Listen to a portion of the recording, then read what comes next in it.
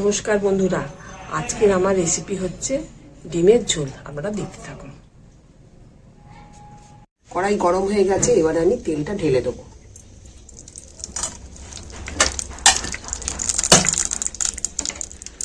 আগে থাকতে আমি আলু ডিম সেদ্ধ করে রেখেছি, এটা ডিমটা ভেজে নেব।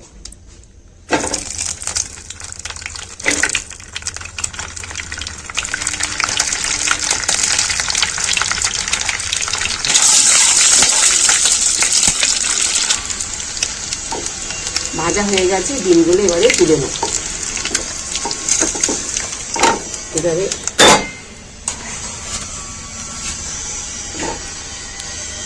এবারে আলুগুলো ভেজে নেব।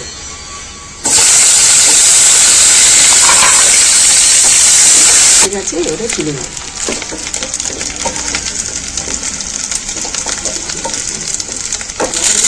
এবারে পেঁয়াজ দেবো।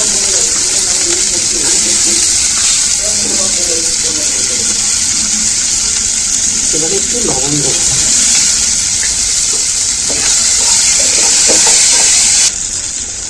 এবার পেঁয়াজ ভাজা হয়ে গেছে, টমেটোটা দিয়ে দেবো। আদা রসুন বাটা আছে দিয়ে দিলাম, লঙ্কা হলুদ সব দিয়ে দিলাম। এবার ভালো করে কষাতে হবে। বন্ধুরা, কষা হয়ে গেছে, এবারে একটু জল দিতে হবে।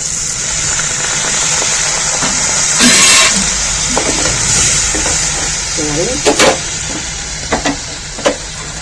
আলু ডিম সব দিয়ে দিলাম। এবারে একটু নেড়ে দিলাম। ডিমের ঝোল হয়ে গেছে, এবারে একটু গরম মশলা দিয়ে দেবো।